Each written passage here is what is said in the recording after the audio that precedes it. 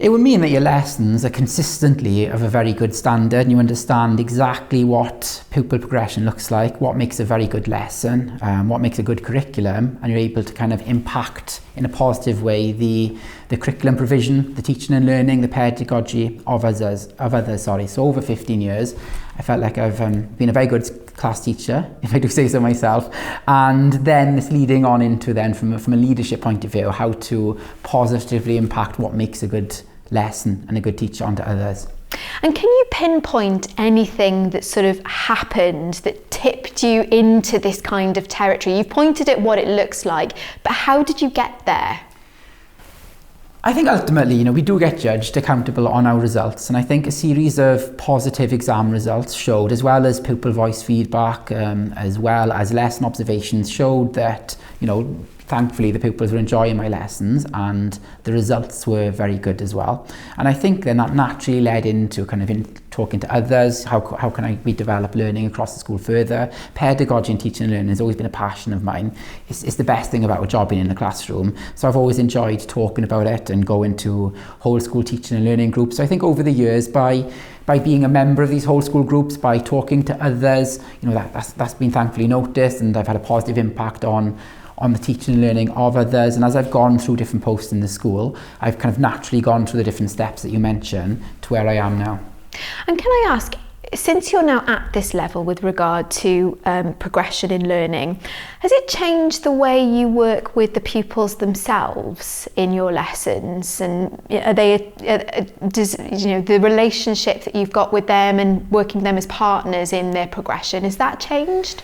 Yeah, very much so. So I think even when I started 15 years ago, I was guilty of lessons being too teacher-led. I think that, I'm far from the finished article. I think that's what's exciting about teaching. There's always ways to tweak it further and be better at it. So I'm quite a harsh critic on myself, and I evaluate what can be done differently or better. But yeah, where we're at the moment, it's quite an exciting phase in Wales. We've got a much better understanding of what good teaching and learning looks like, ensuring that the pupils are part of that journey. So whereas 15 years ago when I first started, pupil voice was a thing, but nowhere near the level it is now. So they're an active part of their learning, they're an active part of their curriculum design as well. So I'll regularly kind of gauge what kind of activities work well from my point of view as well as their point of view. I kind of gauge the impact it's had year on, year out, how to do things differently.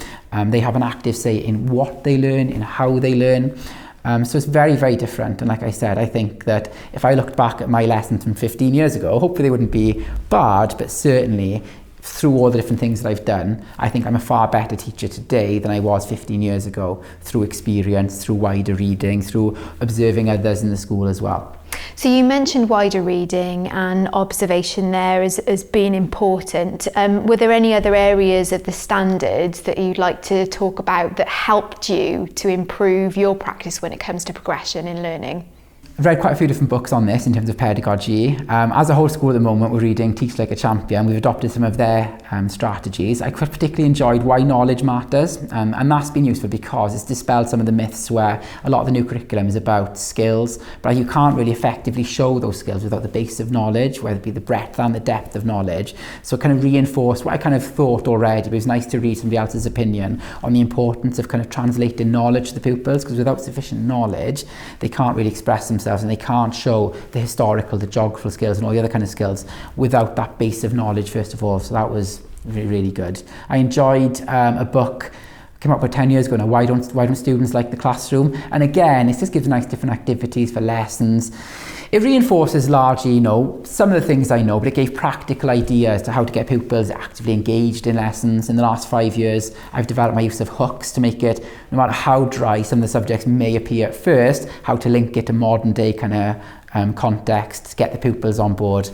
So it's made me make sure that I'm up to date with teenage culture, so I can kind of engage with them, give them a relevant example, give them like something that they can apply it to, and then bring it back to the original, what I want them to get to learn further really. And if you had a hypothetical colleague who had aspirations of becoming sort of sustained, highly effective in their practice for this particular element, what would you recommend that they do, read? You've given us some recommendations there, but is there any tips and tricks that you'd give them? I would join whole school groups on teaching and learning because they're really useful. Where possible, observe colleagues, because some of the best professional learning you can do is within the school. You know, there are excellent teachers all around us, so it's nice to go into different areas of school because somebody in science or technology will do something very different than I will do, but that's not necessarily a bad thing, and I can pick up loads of good tips and advice from within the school. There's lots of good things on Twitter and social media, so loads of new ideas coming out. Where possible, invest in books on teaching and learning and pedagogy because I found that invaluable.